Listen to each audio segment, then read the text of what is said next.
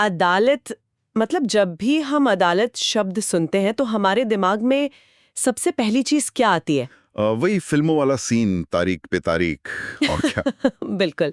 मतलब वही तारीख पे तारीख, वकीलों की वो भारी भरकम फीस, सालों का वो थका देने वाला इंतजार। हाँ, और दिमाग खराब करने वाला तनाव। सही कहा। और सबसे बड़ी बात, एक ऐसा जंग का मैदान जहां एक की हार होती है और दूसरे की जीत, कोई समझौता नहीं होता वहां। हाँ, वो तो है। पारंपरिक अदालतों का ढांचा ही ऐसा है। लेकिन सोचिए, अगर मैं कहूं कि भारत में, हमारे ही देश में, एक ऐसी भी अदालत है जहां कोई हारता ही नहीं है। अच्छा, कोई नहीं हारता? कोई नहीं। और सबसे बड़ी बात, इस अदालत ने पिछले कुछ ही सालों में, मतलब साल 2022 से 2025 के बीच 23 करोड़ से ज्यादा मामले निपटा दिए। बाप है, 23 करोड़? हाँ, 23 करोड़। मतलब ये कोई साधारण आंकड़ा तो बिल्कुल नहीं है। बिल्कुल नहीं। ये आंकड़ा सिर्फ चौंकाने वाला नहीं है, बल्कि मैं तो कहूंगा कि ये हमारी पूरी न्याय प्रणाली के लिए एक बहुत बड़ा गेम चेंजर है। सही बात है। मतलब जब हम 23 करोड़ मुकदमों की बात कर रहे हैं ना, तो हम असल में उन 23 करोड़ परिवारों की बात कर रहे हैं जो सालों साल कोर्ट के चक्कर काटने से बच गए। हाँ, उनका जो मानसिक और आर्थिक तनाव होता है, बिल्कुल, वो तनाव खत्म हो गया। ये सिर्फ मुकदमों की संख्या कम करने वाली बात नहीं है। ये न्याय को समाज के हर वर्ग तक पहुंचाने का एक ढांचागत बदलाव है, एक बहुत बड़ा शिफ्ट है। और इसीलिए आज के इस खास डीप डाइव में हम न्याय प्रणाली के इसी मैजिक ट्रिक को डिकोड करने वाले हैं। हाँ, ये बहुत जरूरी विषय है। तो आज हम बात कर रहे हैं लोक अदालत की, जिसे पीपल्स कोर्ट भी कहा जाता है। सही है। हमारे पास जो स्रोत हैं, जो कानूनी दस्तावेज हैं, उनके आधार पर आज हम ये समझेंगे कि वैकल्पिक विवाद समाधान, जिसे अंग्रेजी में ऑल्टरनेटिव डिस्प्यूट रेजोल्यूशन या एडीआर कहते हैं। हाँ वही एडीआर, तो हम देखेंगे कि ये व्यवस्था बिना किसी लंबी सुनवाई के या बिना गवाहों की लाइन लगाए काम कैसे करती है। और ये भी कि ये इतना सस्ता और सुलभ न्याय कैसे दे रही है। बिल्कुल। आज का हमारा मिशन ही यही जानना है कि क्यों ये लोक अदालत पारंपरिक अदालतों का एक जादुई विकल्प बन गई है। तो इस व्यवस्था को समझने के लिए ना, सबसे पहले हमें इसके कानूनी ढांचे को देखना होगा। मतलब ये शुरू कहाँ से हुआ? हाँ, क्योंकि देखिए 23 करोड़ मामले हवा में तो सेटल हो नहीं रहे हैं ना। हाँ, जाहिर सी बात है, कोई नियम तो होगा। बिल्कुल। इसका बहुत ही मजबूत कानूनी आधार है। 1987 में, साल 1987 में संसद ने एक कानून पारित किया था। अच्छा, क्या नाम था उसका? Legal services authorities act 1987। Okay, legal services authorities act. ये कोई एनजीओ टाइप चीज नहीं है, ये प्रॉपर कानूनी व्यवस्था है। एकदम प्रॉपर। और इसे पूरे देश में व्यवस्थित तरीके से लागू करने की जो जिम्मेदारी है ना, वो नालसा को दी गई है। मतलब नेशनल लीगल सर्विस अथॉरिटी। अच्छा, तो नालसा वो मुख्य इंजन है जो इस पूरी व्यवस्था को चला रहा है। बिल्कुल सही। नालसा ही इसके दिशा निर्देश तय करता है। लेकिन यार, अगर मैं इसके काम करने के तरीके के बारे में सोचूं, हाँ, तो जो हमारा पुराना अंग्रेजों के जमाने का सिस्टम है, जिसे एडवर्सरियल सिस्टम कहते हैं। हाँ, एडवर्सरियल सिस्टम, जहाँ एक कटघरे में वादी खड़ा है, दूसरे में प्रतिवादी, और दोनों बस एक दूसरे को गलत साबित करने में अपनी पूरी ताकत लगा देते हैं। बिल्कुल वही तो लोक अदालत इस पुराने पैटर्न को, इस लड़ाई वाले माइंडसेट को आखिर तोड़ती कैसे हैं? देखिए, एडवर्सरियल सिस्टम का पूरा फोकस इस बात पर होता है कि गलत कौन है और सजा किसे मिलनी चाहिए। हाँ, वहां तो बस सजा देनी होती है। और वहां जो जज होता है ना, वो एक रेफरी की तरह होता है, जो दोनों की लड़ाई देखता है और अंत में एक को विजेता और दूसरे को हारा हुआ घोषित कर देता है। सही कहा। लेकिन लोक अदालत का जो मॉडल है, वो इससे बिल्कुल अलग है।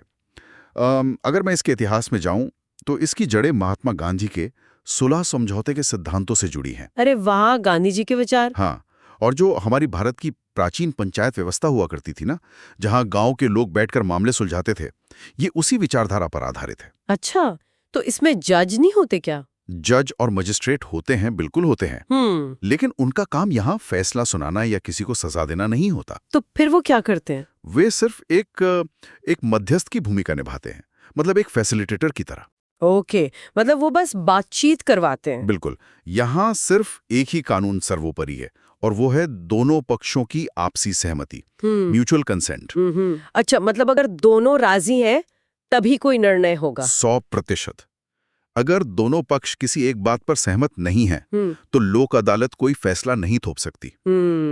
अगर मैं इसे थोड़ा आसान भाषा में डिकोड करूं, हाँ, बताइए। तो मतलब पारंपरिक अदालत उस सख्त स्कूल प्रिंसिपल की तरह है जो अपनी कुर्सी पर बैठकर कहता है कि तुमने गलती की है, तुम्हें सस्पेंड किया जाता है। हाँ हाँ, बिल्कुल। लेकिन ये जो लोक अदालत है, ये उस समझदार दोस्त की तरह है जो दो झगड़ते हुए दोस्तों को एक टेबल पर बिठाता है और कहता है कि देखो यार, लड़ने में तुम दोनों का ही समय और पैसा बर्बाद हो रहा है, चलो चलो बीच का रास्ता निकालते हैं। अरे बहुत ही सटीक एनालॉजी दी है आपने। बिल्कुल ऐसे ही होता है ना? और मैं बताऊं, इस बीच के रास्ते का जो सामाजिक और आर्थिक प्रभाव है ना, वो बहुत गहरा है। वो कैसे? जरा बड़े परिप्रेक्ष्य में सोचिए। एक गरीब इंसान जिसके पास 2 वक्त की रोटी का जुगाड़ मुश्किल से होता है, हाँ, वो किसी बड़े वकील के हजारों लाखों रुपए की फीस कैसे देगा? दे ही नहीं सकता, बेचारा कर्जे में डूब जाएगा। बिल्कुल। और इसी डर से बहुत से लोग न्याय मांगने ही नहीं जाते। वो सोचते हैं कि सह लेंगे, लेकिन कोर्ट नहीं जाएंगे। ये तो हमारे देश की बहुत कड़वी सच्चाई है। लेकिन लोक अदालत इस दीवार को, इस डल को पूरी तरह गिरा देती है। अच्छा, फीस नहीं लगती क्या? यहाँ या तो कोर्ट फीस बिल्कुल नहीं लगती, या फिर एकदम ना के बराबर होती है। अरे वाह, ये तो बहुत बड़ी बात है। और सिर्फ इतना ही नहीं, मुफ्त कानूनी सहायता का भी प्रावधान होता है। तो ये उस इंसान को एक हथियार देता है, एक ताकत देता है, जो पैसे की कमी के कारण कभी न्याय प्रणाली का हिस्सा बन ही नहीं पाता था। यार, थ्योरी में तो मतलब सुनने में तो ये पंचायत और गांधी जी वाला मॉडल बहुत ही शानदार लग रहा है। लगता तो है। बिना पैसे के न्याय मिल रहा है, आपसी भाईचारा बढ़ रहा है, बीच का रास्ता निकल रहा है। लेकिन मेरे दिमाग में एक सवाल आ रहा है। पूछिए। मुझे ये समझना है कि असल जिंदगी की जो पेचीदगियां हैं, जो प्रैक्टिकल प्रॉब्लम्स हैं, उसमें ये सब कैसे फिट बैठता है? मैं समझा नहीं, आप किस तरह की प्रॉब्लम्स की बात कर रहे हैं? मतलब देखिए, कागज पर लिखी बातें और जमीन पर होने वाले काम में अक्सर बहुत बड़ा फर्क होता है। वो तो है। तो मान लीजिए किसी आम इंसान का कोई विवाद हो गया, तो क्या लोक अदालत हर मर्ज की दवा है? क्या हर मामला यहाँ सुलझ सकता है? देखिए, हर मर्ज की दवा तो नहीं है, ये कहना गलत होगा। हाँ, वही मुझे लग रहा था। लेकिन रोजमर्रा की जिंदगी के जो सबसे ज्यादा परेशान करने वाले विवाद होते हैं ना, जो आम आदमी का खून चूस लेते हैं, उनके लिए ये सच में एक संजीवनी की तरह काम करती है। अच्छा, कुछ उदाहरण है आपके पास? बिल्कुल। इसे एक बहुत ही आम उदाहरण से समझते हैं, ट्रैफिक चालान। ओहो, ट्रैफिक चालान। यार, ये तो आजकल हर किसी की दुखती रग है ना? मतलब कैमरे हर चौराहे पे लगे हुए, इंसान गाड़ी चलाते हुए सोचता है कि उसने कोई नियम नहीं तोड़ा, और अचानक फोन पर 2000 रुपए के जुर्माने का मैसेज आ जाता है। और फिर लोग क्या करते हैं? इग्नोर करते हैं। मतलब सोचते हैं कि कौन भरेगा इतना पैसा। महीनों तक, सालों तक वो चालान बस पेंडिंग पड़े रहते हैं। बिल्कुल। और आपको पता है, यही पेंडिंग चालान न्यायपालिका पर करोड़ों मुकदमों का भारी बोझ डाल देते हैं। अच्छा, ये भी कोर्ट के ऊपर ही आते हैं? जाहिर है, चालान भी तो एक तरह का लीगल मामला ही है ना। सही बात है। अब लोक अदालत में इसका समाधान देखिए। प्रक्रिया बहुत स्मार्ट है और बहुत आसान भी। कैसी? क्या करना होता है? सबसे पहले तो कोई भी व्यक्ति परिवहन विभाग की ई-चालान वेबसाइट पर जाकर अपनी पात्रता चेक कर सकता है कि उसका मामला लोक अदालत में जा सकता है या नहीं। ओके, मतलब ऑनलाइन चेक कर लो। हाँ, उसके बाद बस अपनी गाड़ी की आरसी, ड्राइविंग लाइसेंस, आधार कार्ड और उस चालान की कॉपी लेकर लोक अदालत पहुंचना होता है। पर एक मिनट, वहां जाकर क्या जज के सामने ये साबित करना होता है कि सर वो लाइट तो पीली थी, लाल नहीं हुई थी, या सर वो कैमरा ही खराब था? नहीं, यही तो इस प्रक्रिया की खूबसूरती है। अच्छा, वहां बहस की कोई जगह ही नहीं है, आपको लड़ना नहीं है। तो फिर क्या करना है? वहां का तरीका यह है कि आप सीधे सीधे अपनी गलती स्वीकार करें और अपनी वास्तविक आर्थिक स्थिति जज के सामने रखें। आप बता सकते हैं कि सर, मेरी इतनी आमदनी नहीं है कि मैं 2000 का जुर्माना भर सकूं। तो उससे क्या होगा? नतीजा ये होता है कि उस भारी भरकम चालान में आपको बड़ी राहत मिल जाती है। मतलब डिस्काउंट मिल जाता है? हाँ, मान लीजिए आपका 2000 रुपए का चालान है, तो वो आपसी समझौते से महज 400 या 500 रुपए में सेटल हो सकता है। एक मिनट, 2000 का चालान 400 रुपए में? जी हाँ। यार, ये तो भारी डिस्काउंट हो गया। बिल्कुल। पर पर मुझे यहाँ एक बात समझ नहीं आ रही है। क्या? सरकार या कोर्ट ऐसा क्यों करेगी? मतलब इसमें तो सरकार का सीधा सीधा नुकसान है ना। वो 1600 रुपए का घाटा क्यों सहेंगे भाई? पहली नजर में ये देखने में नुकसान ही लगता है। हाँ, मैथ्स तो यही कहता है। लेकिन अगर हम इसके पीछे के अर्थशास्त्र को, इसके इकोनॉमिक्स को समझें तो ये सिस्टम के लिए बहुत बड़ा फायदा है। कैसे? सरकार को क्या फायदा है कम पैसे लेने में? देखिए, न्यायपालिका का समय, हाँ, जजों का वेतन, हाँ, कोर्ट का इंफ्रास्ट्रक्चर, हाँ, बिजली, पानी, स्टाफ। उस 2000 रुपए के चालान पे अगर कोर्ट महीनों तक बहस सुनेगी, हाँ, तो कोर्ट का जो समय और प्रशासनिक संसाधन खर्च होगा ना, अच्छा, उसकी असल कीमत कई हजार रुपए होती है। ओ, अब मैं समझे। इसलिए 400 रुपए तुरंत लेकर केस को हमेशा के लिए बंद कर देना, फाइल क्लोज कर देना, व्यवस्था के लिए ज्यादा तार्किक और फायदेमंद है। मतलब वही बात हो गई, टाइम इज मनी। बिल्कुल। मतलब सरकार का वो सारा प्रशासनिक खर्चा बच रहा है जो लंबी मुकदमेबाजी में उड़ जाता है। एकदम सही पकड़े आप। अच्छा, चालान तो चलिए छोटी बात हो गई, समझ में आता है। लेकिन क्या ये सिद्धांत बैंक लोन या चेक बाउंस जैसी बड़ी चीजों में भी काम आता है? क्योंकि मैंने जितना देखा है, बैंक तो अपने पैसे को लेके बहुत सख्त होते हैं। वो कहाँ आसानी से डिस्काउंट देते हैं। देखिए, बैंक भी इसी टाइम वैल्यू ऑफ मनी के सिद्धांत पर ही काम करते हैं। अच्छा जी, जब किसी का लोन डिफॉल्ट होता है ना, तो बैंक सालों तक वकीलों पर पैसा खर्च करके वसूली की कोशिश करता है। रिकवरी एजेंट लगाए जाते हैं। हाँ, वो तो बहुत परेशान करते हैं लोगों को। बिल्कुल। लेकिन जब बैंक इन सब कानूनी दांव पेचों से थक जाता है और उसे लगता है कि पैसा फंस गया है, तब वो मामले को लोक अदालत में ले आता है। और वहां क्या होता है? वहां बैंक जो मूल राशि है, जिसे प्रिंसिपल अमाउंट कहते हैं, और उस पर लगे भारी भरकम ब्याज में काफी छूट दे देता है और एक समझौता राशि तय कर लेता है। अच्छा, जैसे कॉर्पोरेट या फाइनेंस की भाषा में हेयर कट लेना कहते हैं। हाँ बिल्कुल, वही हेयर कट। मतलब अगर 1 लाख रुपए का लोन है तो बैंक कहता है चलो 60,000 दे दो और खाता बंद करो। हाँ, क्योंकि बैंक ये हिसाब लगाता है कि 5 साल कोर्ट में लड़कर 1 लाख रुपए मिलने की जो अनिश्चित संभावना है, कोई गारंटी तो है नहीं कि मिलेगा ही। हाँ, तो उससे लाखों गुना बेहतर है कि आज 60,000 रुपए नकद मिल जाएं। प्रैक्टिकल अप्रोच है। बिल्कुल। लेकिन यहाँ एक बहुत ही क्रिटिकल मैकेनिज्म है, एक कैच है जिसका ध्यान रखना बेहद जरूरी है। कैच? कैसा कैच? जब कोई व्यक्ति लोक अदालत में बैंक को वो समझौता राशि गी देता है ना, हाँ, तो उसके बाद बैंक से नो ड्यू सर्टिफिकेट लेना बहुत अनिवार्य है।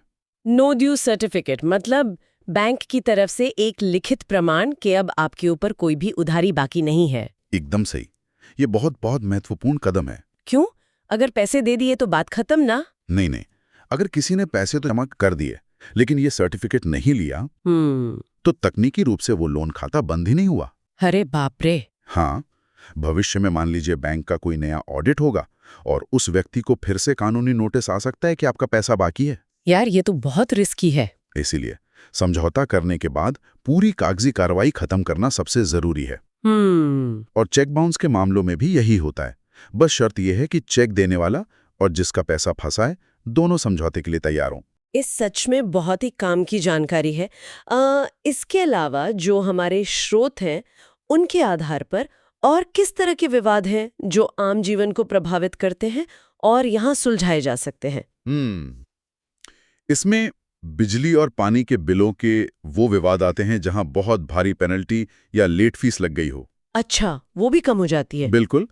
आप अपना नाम लोक अदालत की सूची में डलवाकर जुर्माने में भारी छूट पा सकते हैं। सही है। इसके अलावा जो पारिवारिक विवाद होते हैं, जैसे पति पत्नी के बीच भरण पोषण मतलब मेंटेनेंस का मामला हो, या संपत्ति के छोटे मोटे बंटवारे हों, या फिर पड़ोसियों के बीच की वो जो रोजमर्रा की तनातनी होती है, पानी गिरने पर या बाउंड्री वॉल को लेकर। हाँ, जो बातें बिना मतलब के कोर्ट तक पहुंच जाती हैं। बिल्कुल, वो सब यहाँ सुलझ जाती हैं। और मैंने पढ़ा था शायद मोटर दुर्घटना के दावे भी इसी में आते हैं। जी हाँ, मोटर व्हीकल्स एक्ट 1988 के तहत जो एक्सीडेंट क्लेम होते हैं, वो इसका एक बहुत ही अहम हिस्सा है। ये कैसे काम करता है? देखिए, जब कोई सड़क दुर्घटना होती है ना, तो पीड़ित परिवार को मुआवजा मिलने में सालों लग जाते हैं। हाँ, न्यूज़ में अक्सर देखते हैं। बीमा कंपनियां और वकील इतनी लंबी कानूनी लड़ाई लड़ते हैं कि पीड़ित परिवार अंदर तक टूट जाता है। जाहिर है, एक तो घर का इंसान चला गया या घायल हो गया, ऊपर से कोर्ट के चक्कर। बिल्कुल।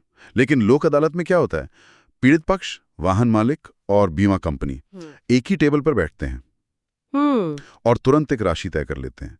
मान लीजिए 5 लाख रुपए का दावा है, तो सालों बहस करने के बजाय 2.5 या 3 लाख रुपए में तुरंत बात बन जाती है। अच्छा, मतलब थोड़ा कम सही पर जल्दी मिल जाता है। हाँ, और इससे पीड़ित को ठीक उसी समय आर्थिक मदद मिल जाती है जब उसे इलाज या जीवन यापन के लिए पैसे की सबसे ज्यादा जरूरत होती है। एक मिनट, यहाँ मुझे थोड़ी प्रॉब्लम लग रही है इस पूरे कॉन्सेप्ट में। क्या प्रॉब्लम? देखिए, ट्रैफिक चालान कम हो गया, बैंक ने 40% की छूट दे दी, एक्सीडेंट का क्लेम बिना लड़े तुरंत सेटल हो गया। ये सब कुछ बहुत ज्यादा आसान और सुविधाजनक लग रहा है। मतलब ऐसा लग रहा है जैसे न्याय पर कोई सेल लगी हो। सेल? हाँ। तो क्या इसका मतलब यह है कि कल को कोई किसी का खून कर दे या कोई बहुत बड़ा करोड़ों का फ्रॉड कर दे, तो क्या वो भी ऐसे ही लोक अदालत में जाके कह सकता है कि सॉरी भाई, गलती हो गई, मुझे थोड़ा डिस्काउंट दे दो, मामला रफा दफा करते हैं? अरे नहीं। मतलब क्या पैसे और रसूख वाले लोग इस पीपल्स कोर्ट का गलत फायदा नहीं उठा लेंगे? आपका सवाल, मतलब ये शंका बहुत स्वाभाविक है, और सच कहूं तो ज्यादातर लोगों को यही गलतफहमी होती है। तो सच्चाई क्या है? सच्चाई ये है कि यहीं पर कानून ने एक बहुत ही मजबूत लक्ष्मण रेखा खींची हुई है। कैसी लक्ष्मण रेखा? लोक अदालत कोई सुपरमार्केट या वॉशिंग मशीन नहीं है जहां हर तरह के संगीन जुर्म आसानी से धुल जाएंगे। इसके अधिकार क्षेत्र की, इसकी ज्यूरिसडिक्शन की बहुत सख्त सीमाएं तय की गई हैं। तो वो कौन से मामले हैं जो इस दरवाजे से अंदर बिल्कुल नहीं आ सकते? इसमें सबसे बड़ी श्रेणी है नॉन कंपाउंडेबल अपराध की, नॉन कंपाउंडेबल ऑफेंसेस। ये क्या होता है? देखिए, हमारी कानूनी व्यवस्था में अपराधों को मुख्य रूप से 2 हिस्सों में बांटा गया है। ओके। पहले वो जिनमें समझौता हो सकता है, जैसे 2 लोगों के बीच मामूली हाथापाई हो गई या मानहानि का केस हो गया। हाँ, जो पर्सनल लेवल की लड़ाइयाँ होती हैं। इन्हें कंपाउंडेबल कहते हैं क्योंकि ये 2 व्यक्तियों के बीच का निजी विवाद है, वो चाहें तो समझौता कर सकते हैं। और दूसरी तरफ होते हैं हत्या, बलात्कार, डकैती या अपहरण जैसे बहुत ही गंभीर अपराध। कानून की नजर में ये अपराध किसी एक व्यक्ति के खिलाफ नहीं माने जाते, ये पूरे समाज यानी स्टेट के खिलाफ अपराध माने जाते हैं। मतलब आप पूरे समाज के खिलाफ किए गए अपराध को प्राइवेटली एक कप चाय पे बैठ के सेटल नहीं कर सकते। एकदम सटीक बात कही आपने। बिल्कुल नहीं कर सकते। यही इसकी मूल भावना है। नॉन कंपाउंडेबल मामलों में कानूनन समझौता संभव ही नहीं है, चाहे दोनों पक्ष लिखित में राजी ही क्यों न हो जाएं। अच्छा, मतलब अगर पीड़ित कह भी दे कि मैं समझौता करना चाहता हूं, तब भी नहीं। लोक अदालत का ऐसे मामलों में कोई अधिकार क्षेत्र, कोई पावर है ही नहीं। ओके, ये सुनकर थोड़ा सुकून मिला। और इसके अलावा जो बहुत ही जटिल दीवानी या सिविल मामले होते हैं ना, जैसे प्रॉपर्टी के मामले। हाँ, मान लीजिए कोई 500 करोड़ की पुश्तैनी जायदाद है, बाप रे, जिसमें 20 हिस्सेदार हैं, कई पेचीदा कानूनी सवाल हैं, जहां दोनों पक्षों का एक बात पर सहमत होना लगभग नामुमकिन सा है। हाँ, वहां तो सालों की लड़ाई होती है। और जहां बहुत गहन सबूतों और गवाहियों की जरूरत होती है, वो मामले भी यहां नहीं सुलझाए जा सकते। तो दायरा एकदम साफ है, जहां गुंजाइश है और जहां अपराध समाज के खिलाफ नहीं है, सिर्फ और सिर्फ वही मध्यस्थता होगी। बिल्कुल। अच्छा, अब जब ये साफ हो गया है कि कौन से मामले यहां आ सकते हैं, तो अगला सवाल ये उठता है कि एक आम आदमी इस अदालत तक पहुंचे कैसे? क्या इसके अलग अलग प्रकार भी होते हैं क्या? जी हाँ, भारत के इतने बड़े और विविध परिदृश्य को देखते हुए लोक अदालतों को बहुत ही विकेंद्रीकृत या कहें डिसेंट्रलाइज तरीके से ढाला गया है। अच्छा, कैसे? मुख्य रूप से इसके 4 प्रकार हैं। ओके। पहली होती है राष्ट्रीय लोक अदालत। ये क्या होती है? ये एक मेगा इवेंट की तरह होती है, जो पूरे देश में एक ही दिन सभी स्तर के न्यायालयों में एक साथ आयोजित की जाती है। ओह अच्छा, तभी वो जो शुरुआत में हमने 23 करोड़ वाला आंकड़ा बताया था, वो मुमकिन हो पाया होगा। बिल्कुल, जब पूरा देश एक साथ एक मशीन की तरह काम कर रहा हो। सही पहचाना आपने। और दूसरी होती है स्थायी लोक अदालत, यानी परमानेंट लोक अदालत। नाम से लग रहा है कि ये हमेशा चलती है। हाँ, ये नियमित रूप से चलती रहती है। ये मुख्य रूप से सार्वजनिक सेवा यानी पब्लिक यूटिलिटी सर्विसेज से जुड़े विवादों के लिए होती है। जैसे वो बिजली पानी वाले बिल। हाँ, आपका टेलीफोन का बिल गलत आ गया हो या नगर निगम से कोई विवाद हो, वो सब यहाँ जाते हैं। ओके, और तीसरी है ई लोक अदालत।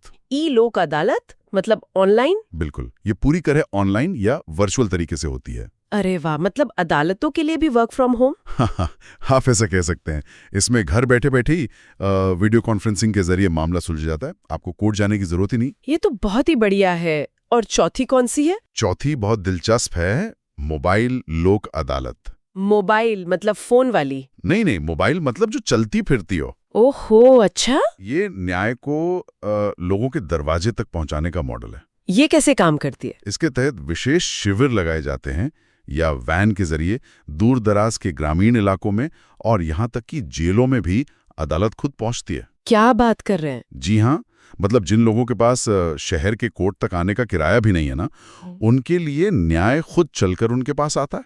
यार, ये तो सुलभ न्याय का मतलब सबसे बेहतरीन उदाहरण है। बिल्कुल है। तो क्या कोई भी व्यक्ति अपने मामले को खुद यहाँ लेकर आ सकता है? हाँ, कोई भी ला सकता है। और अगर आपका केस पहले से किसी पारंपरिक कोर्ट में चल रहा है तो जज खुद उसे यहाँ रेफर कर सकता है। ओके। और सबसे अच्छी बात बताऊं, आप प्री लिटिगेशन स्टेज पर भी जा सकते हैं। प्री लिटिगेशन मतलब केस फाइल करने से पहले ही? हाँ, कोर्ट में केस दर्ज करने की नौबत आने से पहले ही आप अपना विवाद यहाँ सुलझा सकते हैं। ये तो बहुत ही स्मार्ट है। पर एक बात बताइए जी। वहां जाकर एटीट्यूड कैसा होना चाहिए? मतलब अक्सर टीवी सीरियल्स में हम देखते हैं कि कोर्टरूम में लोग मेज थपथपा रहे हैं, ऑब्जेक्शन माय लॉर्ड चिल्ला रहे हैं। हाँ, अगर कोई लोक अदालत में ऑब्जेक्शन चिल्लाएगा ना, तो वो सिर्फ और सिर्फ अपना ही नुकसान करेगा। क्यों? क्योंकि वहां का माहौल एकदम अलग होता है। वहां आपको अपने सारे कागजात जैसे पहचान पत्र और विवाद से जुड़े दस्तावेज बस साथ रखने होते हैं। और सबसे अहम नियम है, बहस नहीं करनी है। बिल्कुल नहीं। बिल्कुल नहीं। दूसरे पक्ष या जज के साथ कोई टकराव का रुख नहीं अपनाना है। आपको लचीला होना पड़ेगा। मतलब थोड़ा झुकना पड़ेगा। हाँ, क्योंकि वहां कोई आपको जिताने या हराने नहीं बैठा है। सही बात है। अगर कोई ईगो पे अड़ जाए कि मैं तो 1 रुपया भी कम नहीं लूंगा, तो फिर क्या होगा? तो समझौता टूट जाएगा और फिर से उसी पारंपरिक कोर्ट के सालों लंबे चक्कर काटने पड़ेंगे। मतलब अपनी ईगो को दरवाजे के बाहर छोड़कर आना है। एकदम सही। लेकिन अब हम उस हिस्से पर आते हैं जिसने मुझे, जब मैं पढ़ रही थी, इस पूरी प्रक्रिया में सबसे ज्यादा चौंकाया। कौन सा ऐसा? एक ऐसा नियम जो इस पूरी व्यवस्था का सबसे बड़ा कैच है। अच्छा, आप उसकी बात कर रही हैं? हाँ, हमने बात की कि बातचीत हो गई, समझौता हो गया, कागज पर साइन भी हो गए। इसके बाद क्या? नियम ये कहता है कि लोक अदालत का फैसला अंतिम होता है, फाइनल, कोई अपील नहीं। बिल्कुल, ये इसका सबसे ताकतवर और अनोखा पहलू है। पर यार जरा सोचिए ना, ये कितना डरावना लग सकता है। डरावना कैसे? मान लीजिए मैंने आज साइन कर दिए, ठीक है। हाँ, और कल सुबह उठकर मुझे लगा कि यार मेरे साथ तो धोखा हो गया, मुझे और पैसे मांगने चाहिए थे या शर्तें बदलनी चाहिए थी। तो क्या मैं हाई कोर्ट या सुप्रीम कोर्ट का दरवाजा नहीं खटखटा सकती? बिल्कुल नहीं खटखटा सकती। क्या सच में? हाँ, लोक अदालत के फैसले के खिलाफ किसी भी उच्च न्यायालय में कोई अपील नहीं की जा सकती। वो पत्थर की लकीर बन जाता है। लेकिन क्यों? मतलब किसी भी लोकतांत्रिक व्यवस्था में अपील करना तो हमारा मौलिक अधिकार जैसा माना जाता है ना। ट्रायल कोर्ट से हारते हैं तो हम ऊपरी अदालत में जाते हैं। यहाँ ये दरवाजा क्यों बंद कर दिया गया? देखिए, इसके पीछे का जो कानूनी तर्क है ना, वो बहुत ही सीधा और मैं कहूँगा बहुत खूबसूरत है। कैसे? अपील कोई व्यक्ति कब करता है? जब फैसला उसके खिलाफ होता है। हाँ, जब कोई जजमेंट या फैसला उस पर जबरदस्ती थोपा जाता है। जब कोई तीसरा व्यक्ति फैसला सुनाता है और आपको लगता है कि उसने आपके सबूत नहीं देखे या आपके साथ अन्याय किया है, हाँ, तब हम अपील करते हैं। लेकिन लोक अदालत में किसी जज ने कोई फैसला तो सुनाया ही नहीं है। समझिए आप? हाँ, मतलब जो फैसला हुआ है वो मैंने खुद ही तो लिया है। बिल्कुल, ये कोर्ट का कोई आदेश नहीं है, ये आपका अपना समझौता है। आपने पूरे होशो हवास में बिना किसी दबाव के अपनी मर्जी से उस कागज पर हस्ताक्षर किए। सही बात है। तो न्याय शास्त्र यानी जो लॉ का सिद्धांत है, वो कहता है कि कोई व्यक्ति अपनी खुद की ही दी हुई सहमति के खिलाफ अपील कैसे कर सकता है। हाँ, आप खुद के ही फैसले के खिलाफ केस कैसे लड़ सकते हैं? बस यही बात है। यार, ये तो गजब की साइकोलॉजी है ना? मतलब अगर मैं इसके मनोवैज्ञानिक पहलू को देखूं, एक बार साइन हो गए तो वो तारीख पे तारीख का अंत, जो अंतहीन लूप था, वो हमेशा के लिए टूट गया। एकदम, हमेशा के लिए। और सामने वाला चाहे वो कितना भी अमीर या ताकतवर इंसान क्यों ना हो। अब वो मुझे ये धमकी नहीं दे सकता कि मैं तुम्हें सुप्रीम कोर्ट तक घसीटूंगा और बर्बाद कर दूंगा। बिल्कुल नहीं दे सकता, वो डर वहीं खत्म हो गया है। डिक्री, ये क्या होता है? डिक्री का मतलब है कोर्ट का अंतिम और पक्का आदेश। ओके। इसका सीधा सा मतलब यह है कि अगर साइन करने के बाद दूसरा पक्ष पैसे देने से मुकरता है या समझौते का पालन नहीं करता, तो आप सीधे कोर्ट की अवमानना यानी कंटेम्प्ट ऑफ कोर्ट या डिक्री को लागू करवाने की कानूनी कार्रवाई कर सकते हैं। अच्छा। हाँ, ये कोई कच्चा या मामूली कागज नहीं है, इसमें पूरी कानूनी ताकत होती है। यार ये सच में एक मास्टर स्ट्रोक है, मतलब एक तीर से दो बड़े शिकार। बिल्कुल। एक तरफ हमारी न्यायपालिका का दशकों पुराना जो बैकलॉग है वो खत्म हो रहा है, और दूसरी तरफ आम इंसान को उस अंतहीन मानसिक और आर्थिक प्रताड़ना से मुक्ति मिल रही है जो अक्सर उसे अंदर तक तोड़ देती है। इसी वजह से मेरा मानना है कि ये एक पूर्ण विन विन स्थिति है। सही बात है। लोक अदालत सिर्फ विवाद नहीं सुलझाती, यह रिश्तों की कड़वाहट को भी खत्म करने का काम करती है। जहां पारंपरिक अदालतें परिवारों और पड़ोसियों को हमेशा के लिए दुश्मन बना देती हैं। हाँ, क्योंकि एक जीतता है और दूसरा हारता है, ईगो बीच में आ जाती है। बिल्कुल।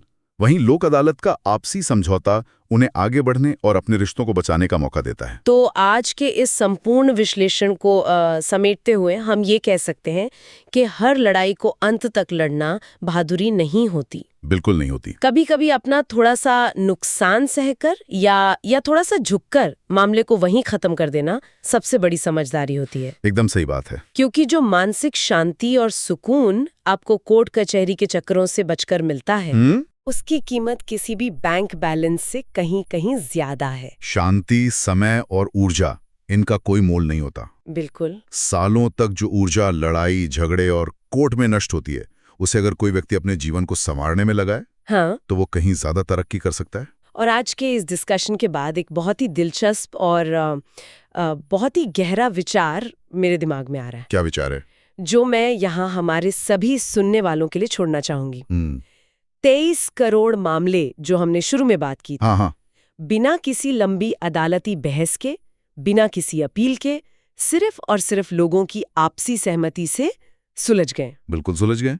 इसका सीधा सा मतलब ये है कि आम इंसान असल में लड़ना नहीं चाहता, वो बस अपने विवाद का एक सम्मानजनक समाधान चाहता है। एकदम सही बात पकड़ी आपने। तो क्या अब ये सोचने का वक्त आ गया है कि हमारी पूरी न्याय प्रणाली का भविष्य सजा देने, प्रतिशोध लेने या एक पक्ष को पूरी तरह से हराने पर नहीं टिका होना चाहिए?